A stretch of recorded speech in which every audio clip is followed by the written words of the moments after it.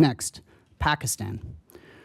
Recently, Pakistan has developed increasingly sophisticated missile technology, from long-range ballistic missile systems to equipment that would enable the testing of significantly larger rocket motors.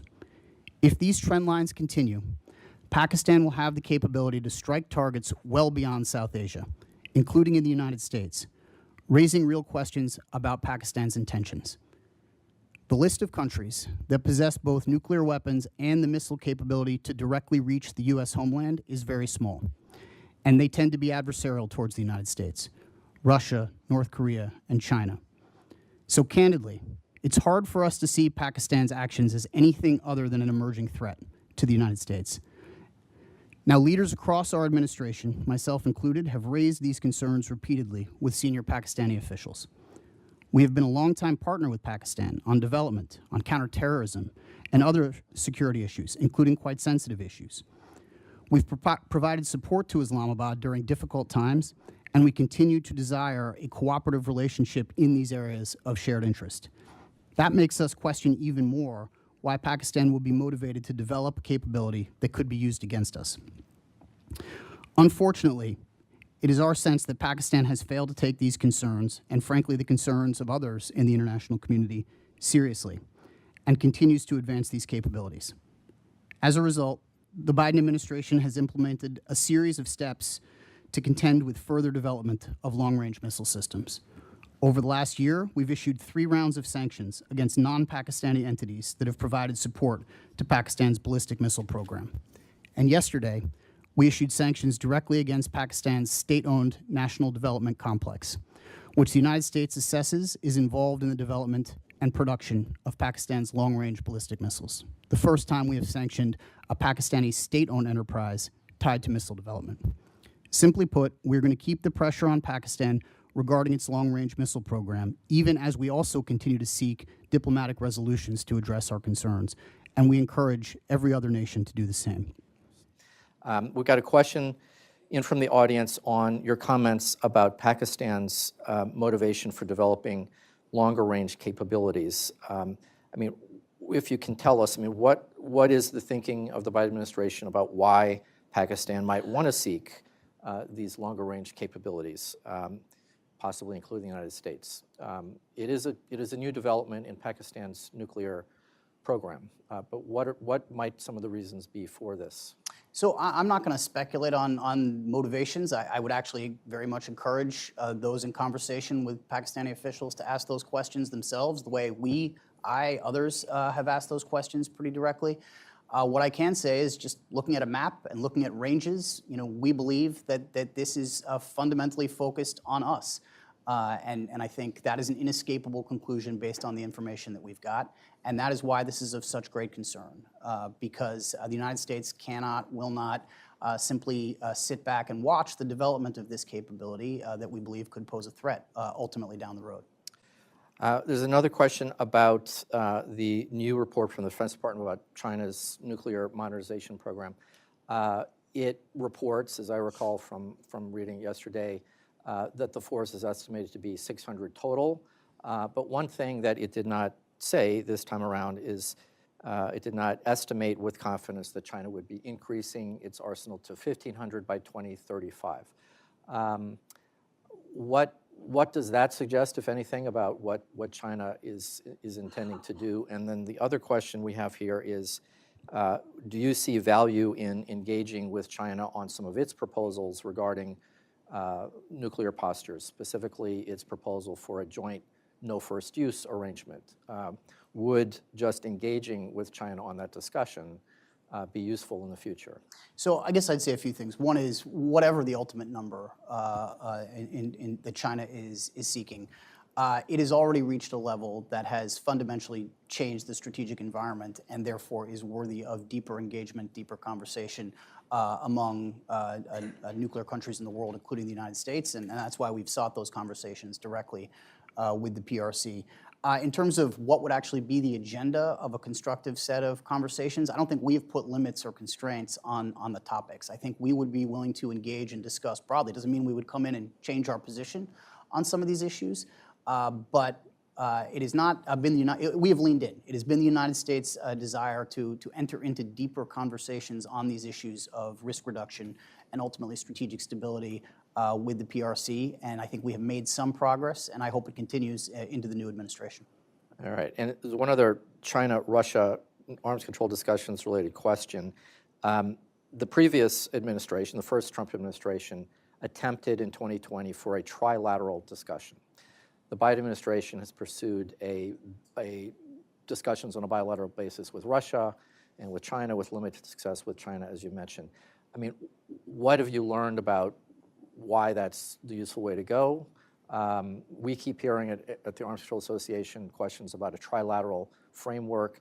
If you could just elaborate on what has been learned through this process over the last 4 years. I guess what I'd say about this is these are very different countries, very different contexts, very different capabilities, and I think different doctrines within those countries. And so our sense has been it is better, more likely to be constructive and ultimately successful to pursue those conversations bilaterally. That is the approach that we have sought in this administration. And again, we've made, I think, some modest progress with one of them. And taken a number of significant steps back because of Russian policy, not ours, with the other. All right. I think we got time maybe for a couple more questions and one more question. Well, why don't we end on this one? And I promise you this is not one that we planted in the audience as an NGO, but the question is, given that arms control has become more technical, what role do you think the public and non-governmental organizations can play in generating the support necessary for de-escalation, halting and reversing arms competition going forward in the future? I mean, look, I think we inside the U.S. government have always maintained a very constructive relationship with the expert community outside the government, some of whom have had previous government service, others who have just studied these issues over a number of years. That exchange of theories has always, I think, been useful in every administration in which I've served, and that will continue as long as there are experts willing to engage us, should continue. It's of great benefit to people inside the government. For the public at large, you know, I think one challenge is that there was a period in American life where these issues were at the very top of the agenda of public interest. I'm not sure if you can still say that. I'm not a pollster. I'm not someone who makes decisions in foreign policy based on exactly what public opinion surveys say. That said, I think if people are concerned about these issues, do place them on the list of things about which they vote and speak out about them, that will raise them up the agenda of people in Washington and in government as well, and they will be responsive to that. So hearing that from a broad swath of the public would make a difference. All right. Why don't we end there? Please join me in thanking John Feiner for joining us today. Thank you. All right, I appreciate it. thanks a lot. Good to see you. Please remain seated while John departs, and then we will make a transition to our next session. Thank you.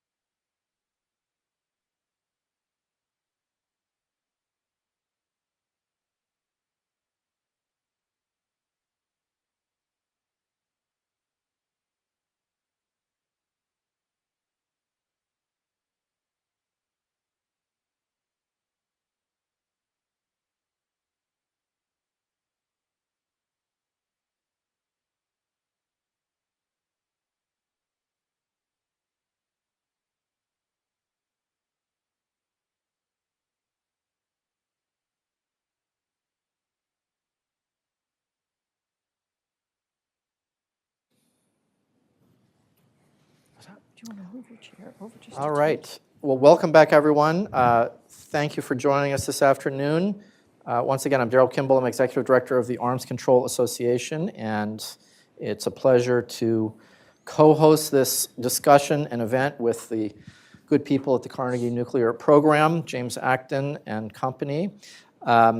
We just heard a very meaty and detailed talk from Principal Deputy National Security Advisor John Feiner on the administration's outlook on the WMD situation after 4 years in office. It is certainly a very complex picture. And this panel discussion with these four wonderful experts who've agreed to join us is going to focus on some of the issues that John Feiner touched upon. We're going to go into a little bit more depth. We're going to take another round of questions from the audience using the QR code.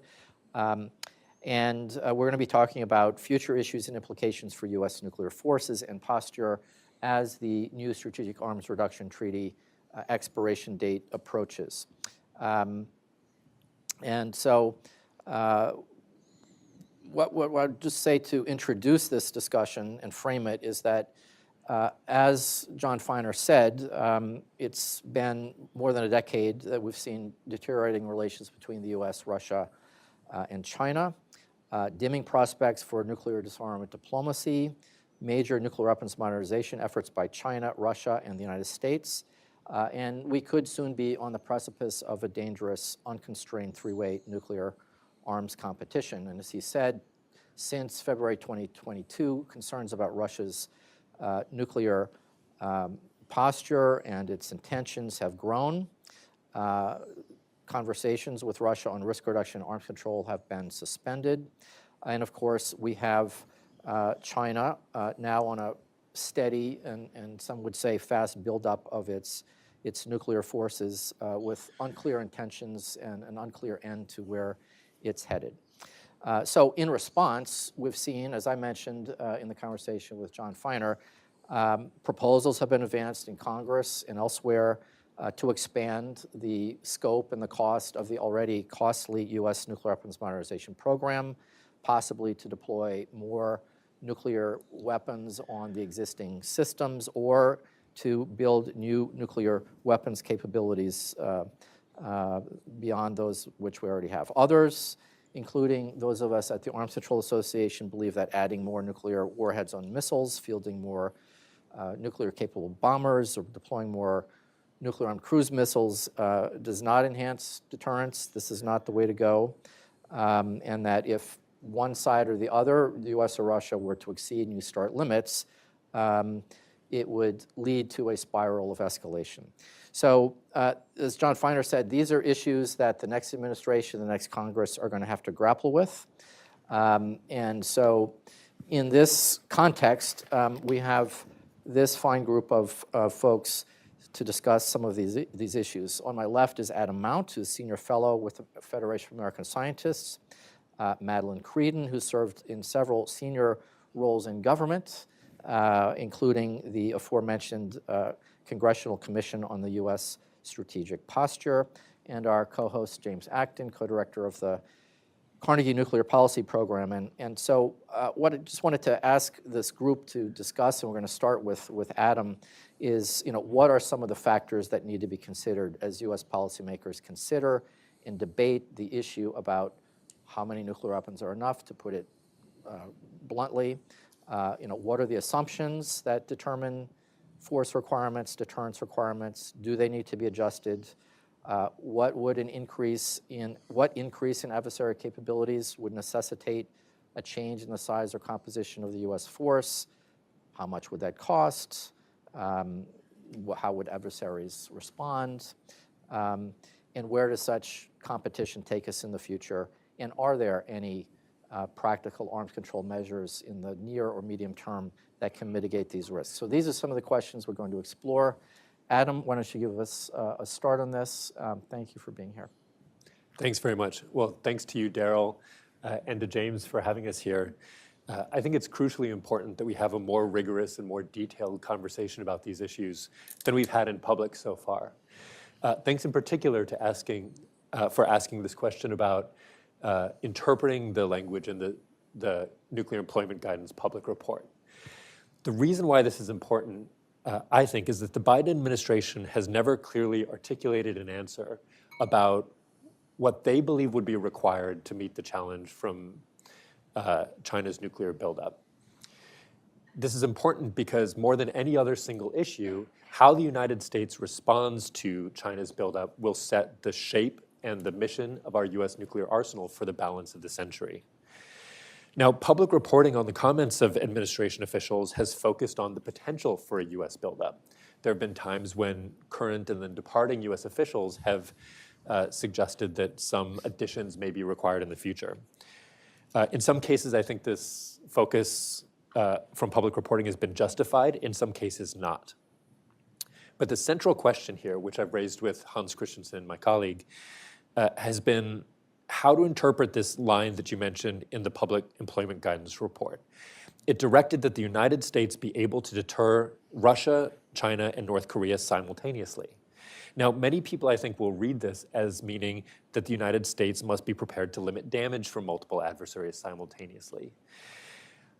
My reading is a little different, and I would have been grateful for a little more clarity on this.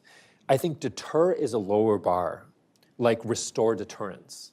And the president did not direct that the United States be prepared to limit damage from multiple adversaries simultaneously. What this would mean is that the upwards sort of pressure on US strategic deployed forces is relatively less. This is the first known US government answer to what's been called the two-peer problem. And unfortunately, I don't think it sets a clear expectation from the Biden administration and among US government agencies about what would be required to meet this challenge. And so it largely leaves that question to the incoming Trump administration. Now, this two-peer problem has become the dominant frame in nuclear weapons policy debates. Admiral Richard, a Livermore study group with high-level former senior officials, and the Strategic Posture Commission have all said that this two-peer problem presents a qualitatively different threat for the United States and its forces. Now, to understand this problem and to have a responsible debate about US options for responding to it, I think we have to redefine it far better than we have so far. It's become customary to note statistics about the scale of China's buildup, give anecdotes about Russia's highly alarming activities and doctrinal changes, falsely claim that the United States is stuck in neutral with its own armed forces, and then allow the reader to sort of infer the severity and the nature of the threat that it poses. I think we need to be clear about what exactly the problem is here.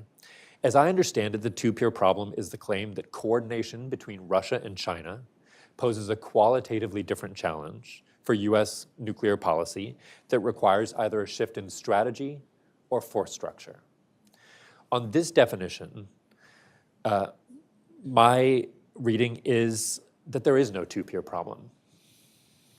There are several alarming facets of both countries, but there's no real reason why facing two adversaries at rough parity poses a risk to the United States and its strategy over and above the arsenals of each particular country. No study has articulated why US strategic forces are insufficient to maintain deterrence. The simple reason is that a Russian first strike could do unacceptable damage, undoubtedly, but cannot destroy reliably warheads on US submarines. Adding China's forces to the picture or doubling Russia's forces doesn't fundamentally change that calculation. Now, there are other examples where this two-peer dynamic could exacerbate other well-known problems in the arsenal. So, for example, a technological surprise that could cause the oceans to become transparent could create additional value for larger warhead sizes on the parts of adversaries. But here the problem is the technological shock rather than the two-peer problem itself. The second reason is the two-peer problem isn't really a problem for US nuclear forces. So the Strategic Posture Commission was very articulate on this problem of opportunistic aggression, the possibility of nuclear coercion in multiple theaters simultaneously. Here, I think the Biden administration's primary contribution has been this concept of integrated deterrence. My own work is focused on conventional deterrence of nuclear use, but they've been pretty creative about finding multiple ways that non-nuclear capabilities could contribute to deterrence of limited nuclear use. I think US nuclear forces are never going to be credible deterrents for limited fait accompli, rapid surprise attacks. and the flexible options currently in the arsenal are more than sufficient to respond or to deter any nuclear blackmail threat from US adversaries. The third reason is that the US is highly constrained in its ability to adapt its nuclear force structure in the near future. The Strategic Posture Commission, I think, helpfully provided a sense of the scale that would be necessary for a major buildup or major adaptations for US nuclear forces. I think we need a more rigorous and more careful conversation about whether that's plausible and whether that's necessary and what specifically is necessary to meet specific objectives in plausible scenarios.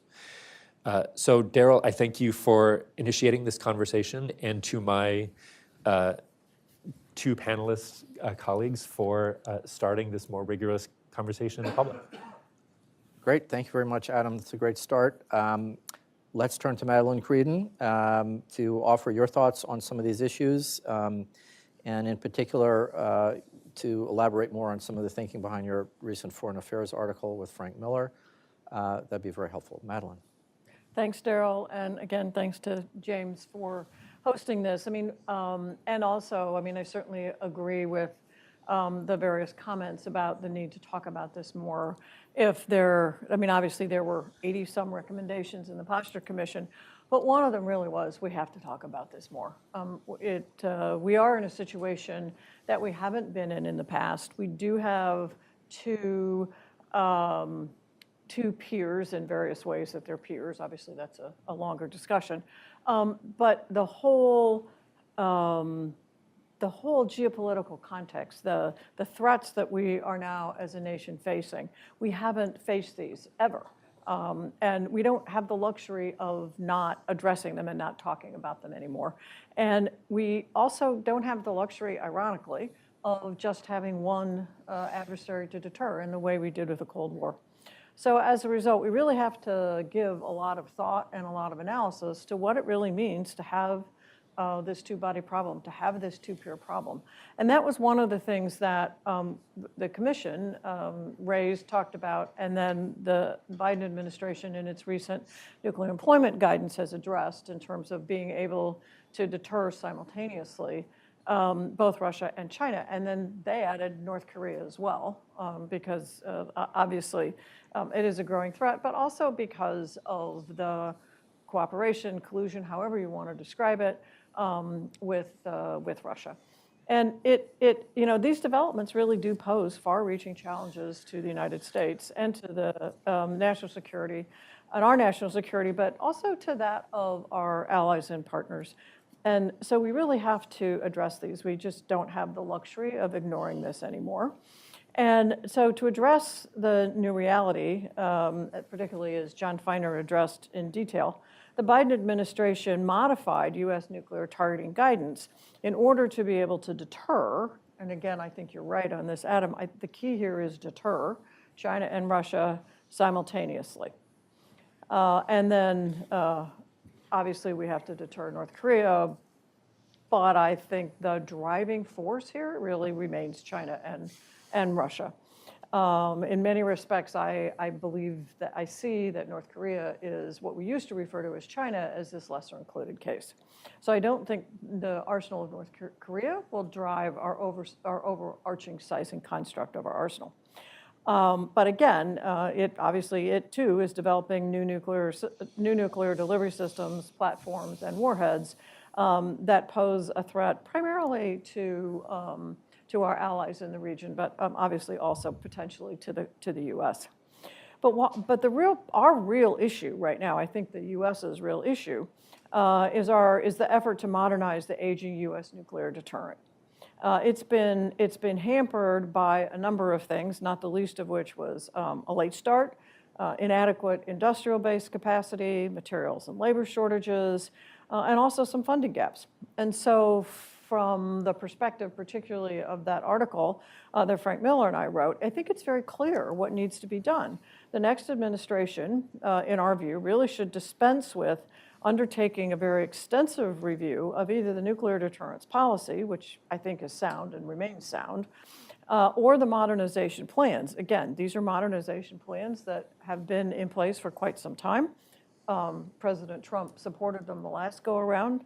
President Obama supported them. President Biden has supported them. But we just need to get on with it. So I don't think there's a huge need to further analyze these modernization programs. We just need to get on with it.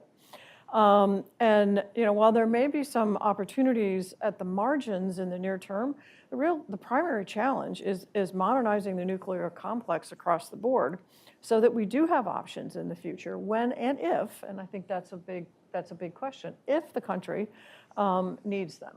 And for what? And again, these are things that require a lot of analytical work into the future. The 6 tenets of nuclear strategy are sound: maintaining assured second strike, having a flexible response, being able to have having tailored deterrence, extended deterrence and assurance for our allies, calculated ambiguity, and hedging against risk. Those tenets are sound. Again, I don't think they need to be revisited or reanalyzed. But what does need to be discussed at this point is what do we need to do with our allies? What is going to continue to reassure our allies going forward? Are there things that we need to do to help assure them? And also, that assurance is important from a non-proliferation goal, because we don't want an increase in the number of weapon states in the world, particularly amongst our allies. So the more that we can assure our allies and help them with their deterrence goals, it helps non-proliferation in the long term. Obviously, there's a huge challenge in our future with respect to Russia, and that's the expiration of New START. And the question is, what happens then? Ideally, it would be great if both Russia and the US could somehow agree to maintain the central limits of the treaty, even after the expiration of the treaty. It would be wonderful. I have to say, I don't see that as particularly hopeful. Maybe things will change and it will get achieved. But in any event, even if it were, it would obviously end up being an executive agreement of some sort to extend it, as I really don't see. I'm not optimistic about a new treaty being able to get through Congress anytime soon.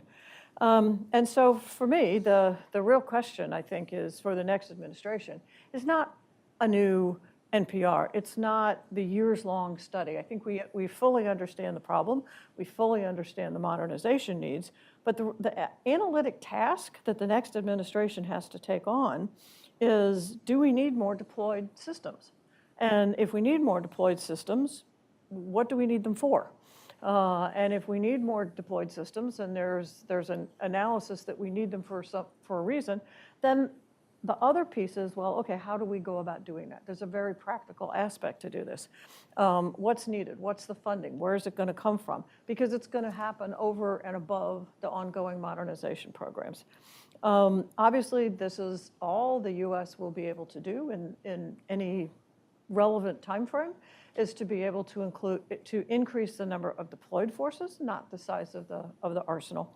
And the second analytical thing that I would like the next administration to take on, again, I don't feel the need for a full-blown NPR, and among other things, it's really not consistent with the urgency with which we have to get on with modernization.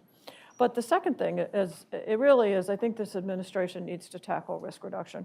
They may be in a better position to negotiate possibly with Russia and or China, or even if they reintroduce their concept of the trilateral discussions again, a serious look at what are the things that are possible with respect to risk reduction. I mean, obviously, right now, it's pretty, my word, hopeless. China has no interest, Russia has refused, and in fact, Russia's actions have gone beyond refusing with their new nuclear policy, which in some respects might actually lower the bar for nuclear use.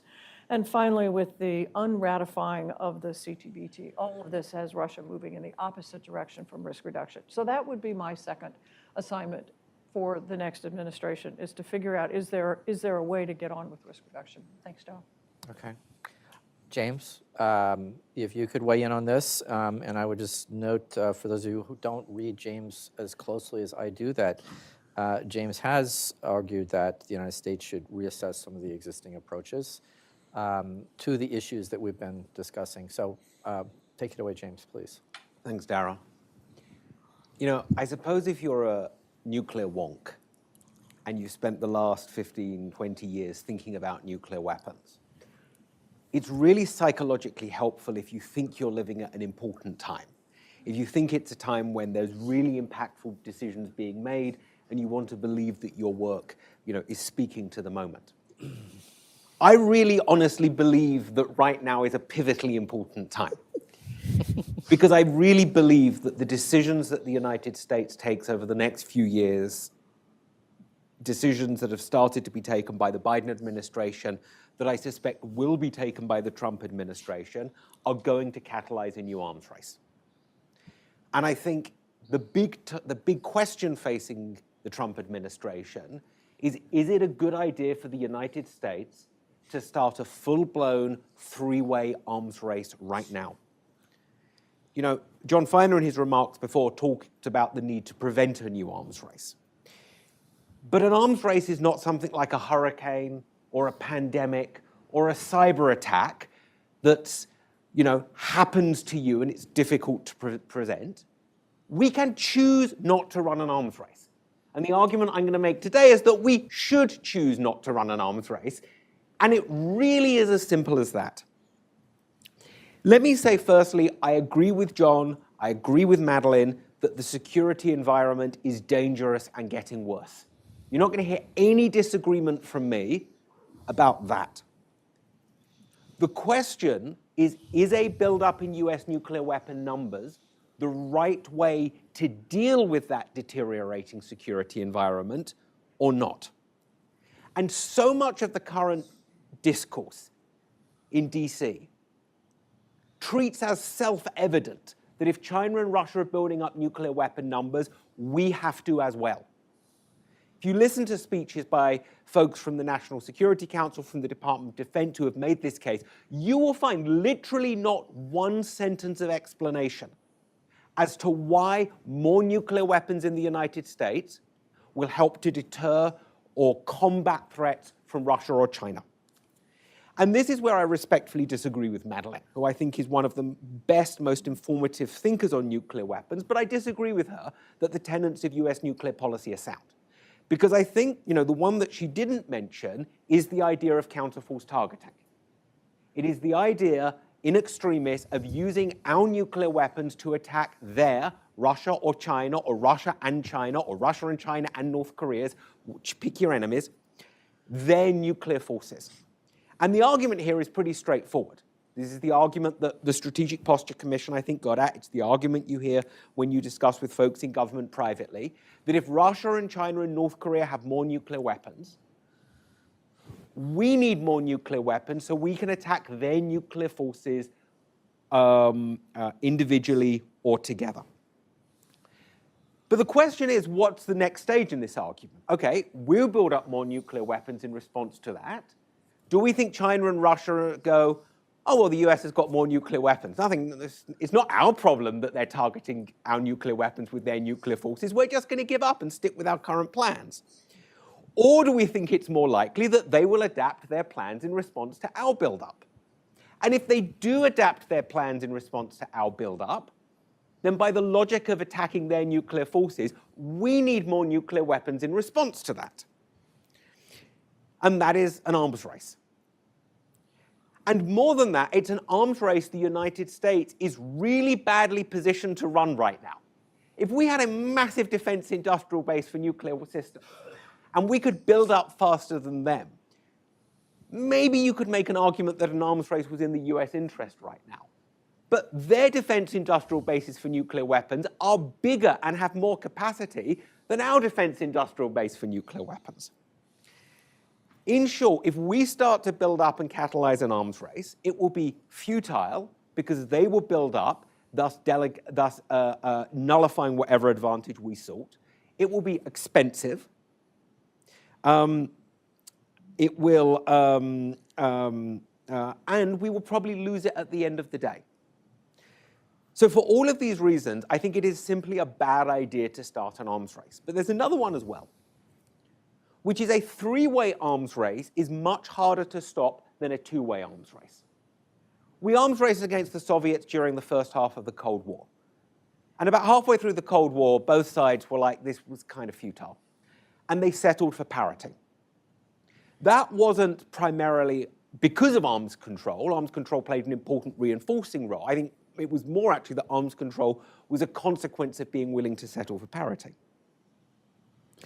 But with three players, parity is no longer a mutually acceptable option for everyone. Would the Senate ratify a treaty that gave the United States as many nuclear weapons as Russia and China combined? Sure, that sounds like a pretty good deal from a US perspective. Would that deal be acceptable to Russia and China? I'm thinking probably not. What would be acceptable to Russia? Well, maybe a deal where it had as many nuclear weapons as the US. What would be acceptable to China? Well, a deal where it has as many nuclear weapons as the US. But that wouldn't be acceptable to us. So I think, once you start a three-way arms race, I don't see an easy way out of this. So for all of these reasons, my advice to the new administration is just don't do it. Right? It is literally, there are so many things in foreign policy and nuclear policy where factors are way beyond our control. But when it comes to choosing to arms race, this is a factor that we can just decide not to take part in. We can just choose not to do an arms race. Earlier in this administration, the Secretary of Defense said nuclear deterrence is not a numbers game. I wish DOD had actually listened to their leader, because he was 100% right about that. And my advice to the new administration is just don't start an arms race. It's not worth it. If we maintain a safe, secure, survivable, and reliable deterrent, we don't need to build more. Darryl. Thank you, James. Thank you, Madeline. Thank you, Adam. We have a lot on the table here. We just have a couple of questions from the audience, so I would encourage those of you who have a thought, who are curious, please put in your questions here, and I will try to put them to our panelists. Let me just, a couple information notes for those who may not have heard this in the course of the comments. I think the Strategic Posture Commission noted this. Others have noted this. I mean, the way in which the United States could most easily and quickly increase the number of deployed nuclear weapons would be by uploading additional warheads on existing land-based and sea-based missiles. FAS did a helpful analysis about a year and a half ago that pointed out that both the United States and Russia have that capability. They could probably exercise it within 2 or 3 years and roughly double the number of strategic deployed nuclear weapons they have as of today. But beyond that, it would take new systems, new hardware. It would be much more expensive and much more time-consuming. But it could happen relatively quickly if each side were to decide to do that, one or the other side. And so, I mean, with that in mind, we've got a couple questions that directed to Madeline, but I wanted to ask James and Adam to address.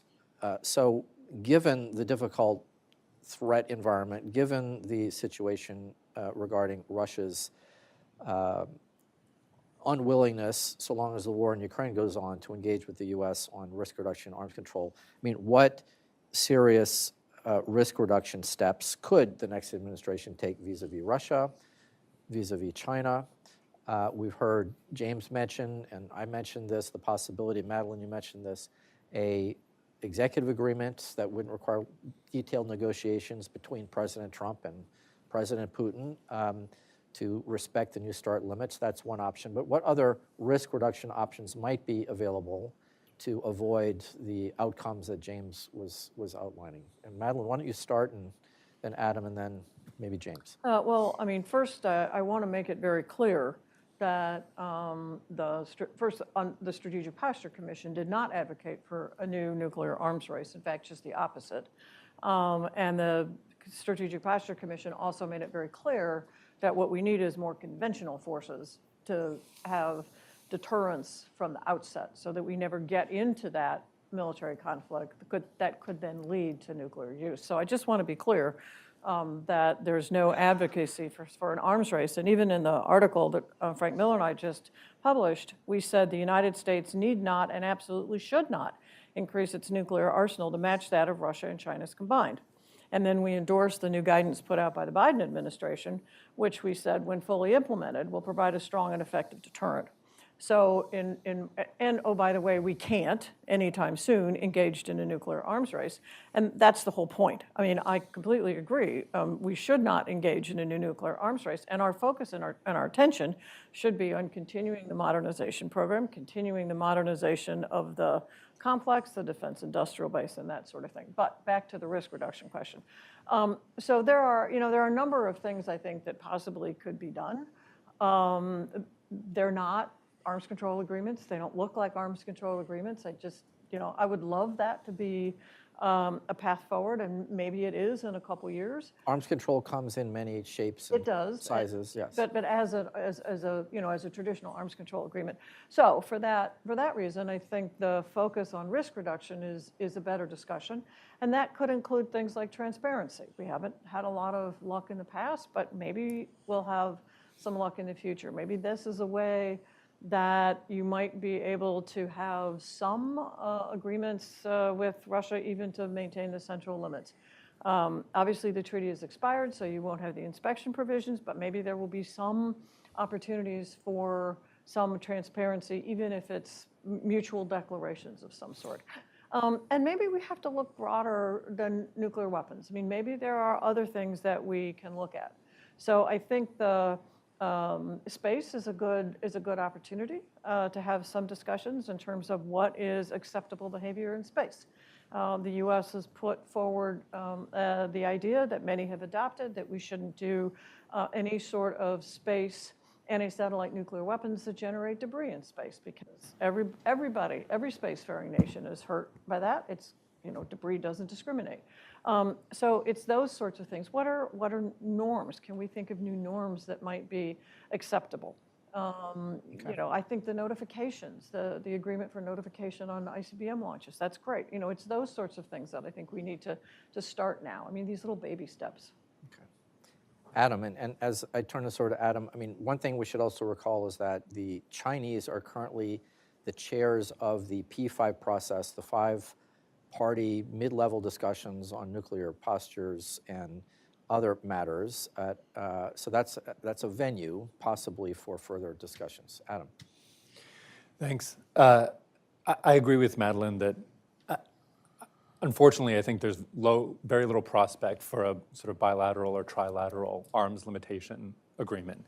I will note that John Feiner mentioned several steps that the administration has taken, especially with regard to China, that I think are constructive and helpful. China is becoming a little more flexible and a little more open, and moving towards, baby steps towards transparency about its intentions with its nuclear arsenal. One of the proposals that I would highlight from James's colleague, Tong Zhao, is about China's request for a dialogue on no first use. There will not be a bilateral no first use agreement, regardless of what you think of the proposal. But if it were up to me, I would take them up on the request. The reason is that's exactly the conversation that the United States has wanted for decades to have with China. A discussion about conditions for nuclear use and stability at the conventional nuclear threshold. They can call it what they want, as long as they're clear that it's not likely to lead to a bilateral agreement. The long-term answer for me is risk reduction, to reduce nuclear risk, reduce reliance on nuclear forces. And here I agree with the Strategic Posture Commission report that conventional deterrence is preferable in many ways. But the rest of the Strategic Posture Commission report includes sort of a laundry list of new systems and new ways to accelerate the modernization program that I think have the effect of increasing reliance on nuclear forces. What happens when we increase reliance on nuclear forces? And what happens when our adversaries do? When our adversaries increase reliance on nuclear forces, it increases the likelihood that they attempt nuclear coercion, especially in limited conflicts. When we do increase our reliance on nuclear forces, our allies believe it, become more alarmed, and unfortunately, I think it makes these nuclear coercion attempts more likely to succeed. My view is conventional deterrence is preferable, and if you can deny or halt an adversary advance with non-nuclear capabilities, it deprives them of any incentive to attempt nuclear coercion or to use nuclear weapons first. That's where I think the money should go. That's where I think the attention should go. And in my view, this sort of trend towards increased reliance on nuclear forces is the primary threat to deterrence in that regard. And just one comment to that. Please. So this is absolutely what the Posture Commission said, is that more conventional forces are needed, because in the absence of more conventional forces, in the absence of conventional deterrence, the U.S. will be forced to rely more, not less, on nuclear weapons. And that's not the goal, is to have the U.S. rely more. The goal is to have the U.S. rely less. And so that's why the conventional force modernization is paramount. James? I was going to start my response by saying nobody wants an arms race. And then I remembered that there was at least one senior official in the Trump administration first time round who said arms races are good and easy to win. So let me say, almost nobody wants an arms race. You know, I buy the point. I accept it. Nobody on the Strategic Posture Commission wanted an arms race. President Biden doesn't want an arms race. John Feiner doesn't want an arms race. Nobody wants an arms race. The point that I'm making is that, and this is a much bigger point than the Strategic Posture Commission, if you buy the premise of the US targeting adversaries' nuclear forces, which is not just something that was advocated or supported, I should say, by the Posture Commission, it's an intrinsic, long-standing part of US nuclear strategy. If you start from the premise that it's a good idea for the US to target adversaries' nuclear weapons, and you get into a building up situation, I think an arms race becomes virtually inevitable at that point. So it's not a case of whether you're advocating for an arms race, it's whether the policies that you endorse and support will have the effect, perhaps unintended, of leading to an arms race. And as I argue, it will be a futile arms race that won't actually achieve your goal of a meaningful margin of superiority over the adversary. So, you know, look, I have to be honest with you. I think it's quite likely we're heading to this arms race, right? I don't think we can head it off at this point. But if we can, I do think the simplest agreement we could make, and I support this, and this is actually a lot more controversial than it sounds, is simply to agree with Russia that not to exceed the limits on New START after the treaty expires. Now that's controversial because it's not taking account of China. Certainly if President Biden had got that agreement, there would have been criticism left, right, well, criticism right of center, let me say, on whether or not, you know, that was on that being a bad agreement because it didn't involve China. My view is it is a good idea not to arms race with the Russians, irrespective of what the Chinese are doing. I fully agree with Madeleine that realistically over the next few years, lowering the risk of escalation is the right way forward. So, you know, I don't think there's a ton of ideas that, you know, out there. I'm just kind of repeating what other people have said. I think launch notifications is a great idea. I think there's been a kind of informal start to that with the Chinese. I would love to see that continue. I think, you know, my own pet idea of in these very high altitude orbits that host nuclear command and control satellites, establishing safety zones so that satellites don't get too close to one another. Lots of technical details about how that would work, but that's the, you know, the kind of risk reduction measure that I think is a very good idea over the next few years. All right, and just one additional point on a possible agreement between President Putin and Biden. As Tom Countryman, our Arms Control Association board chair, wrote in the current issue of Arms Control today, the aperture for dialogue between the U.S. and Russia may widen if and when there are discussions about ending the conflict in Ukraine. So that could open up some options and make Russia a little bit more open to discussions on a wider range of issues that President Biden has not been able to pursue with the Russians. All right, we have time for just a couple of more questions, and I would just ask each of you to answer these as briefly as you can. One is on a topic that we've not touched upon yet, which is that, as we all know, the United States has not conducted a nuclear test explosion since September 1992, yet there are some, including President Trump's former national security advisor, who said we should resume nuclear testing.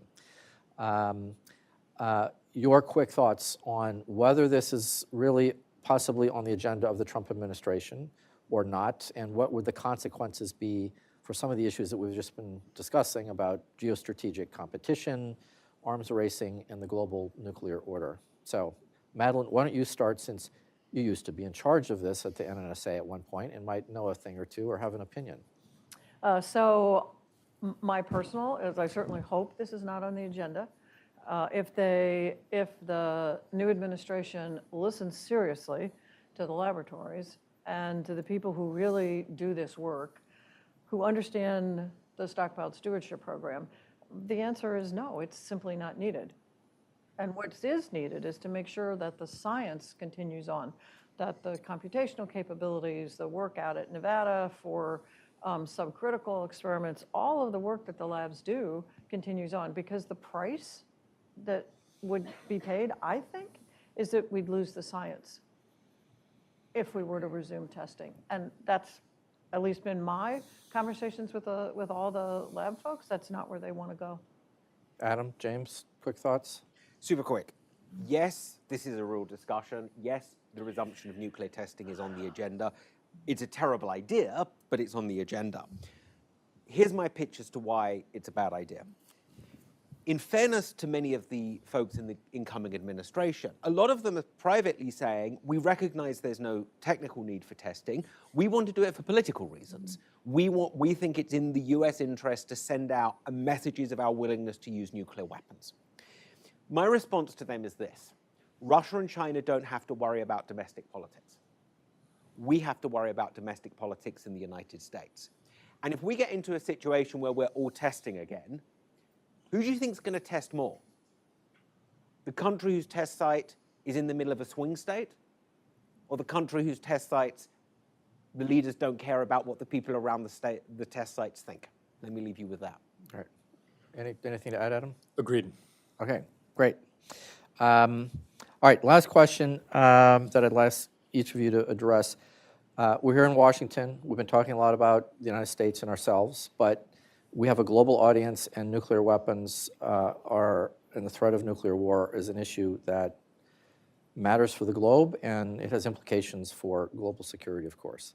So, what role can or should other governments, non-nuclear weapon states, U.S. allies, what should they play, what could they play in this debate about whether the United States, Russia, and China should or should not enter into an unconstrained arms race?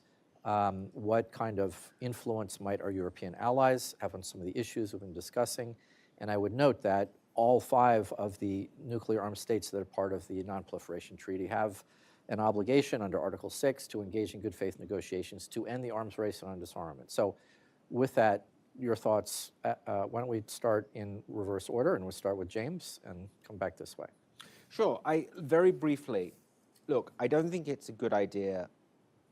I don't think allies can or would say to the United States, arms control is in the US interest or not in the US interest.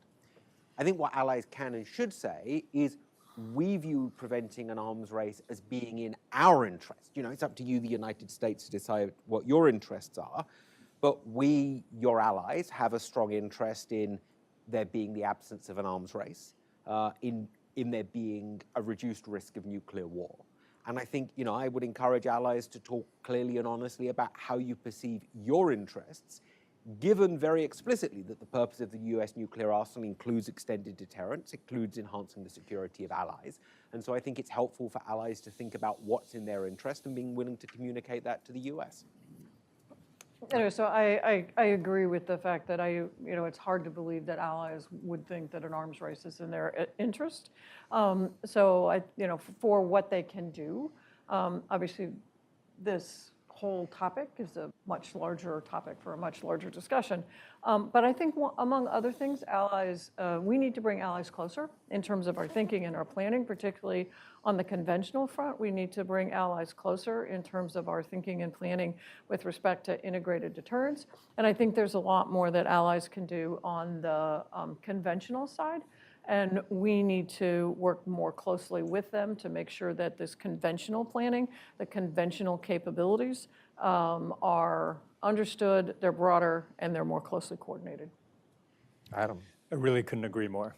The other unfortunate implication of sort of gradually increasing reliance on nuclear weapons, I think, is that it also increases proliferation risk. One of the sort of stated missions of the US nuclear arsenal is to reduce proliferation pressure by assuring allies. I think this often has a perverse effect where we increase our perceived reliance on our nuclear forces. We convince allies that their security depends on nuclear weapons, which I think is often false. It's our conventional forces that really serve as the cornerstone of our deterrent posture. But then, as they grow more uncertain about US leadership, or they have questions about when and why the United States would use a nuclear weapon, the inevitable sort of consequences, well, eventually we'll need our own. And so future US administrations are going to, I think, face, unfortunately, some very acute pressures for nuclear proliferation among US allies in Asia, in the Middle East, and even some sort of rumblings in Europe. And that's a deeper conversation that has to be had. I think the first step is exactly what you mentioned, is to prioritize the strength of our conventional capabilities. Well, this is certainly, as James said, a critical time. A lot of critical questions need to be answered in the right way to make sure that we're headed towards a safer and not a less safe future. We've just begun to delve into some of the questions that we're going to be debating over the next several months, if not much longer. I really appreciate collaborating with James and the Carnegie team. I want to thank Madeline for joining us and her work through the years, and for the thoughtful contributions with the Strategic Posture Commission report, and Adam also for joining us and providing a lot of important perspective on the issues that are behind these decisions. We will have a recording of this, I think, on the Carnegie Endowment website soon. Our friends at C-SPAN have also been recording us. Thank you to our C-SPAN audience. Please join me in thanking our panelists and the team. Thank you. And I hope to see many of you at the Carnegie Endowment's annual conference on nonproliferation issues in April. Please be sure to take a look at that and look for more information on the Arms Control Association website and Arms Control today at armscontrol.org. Thanks all, we're adjourned. Thanks. Thank you.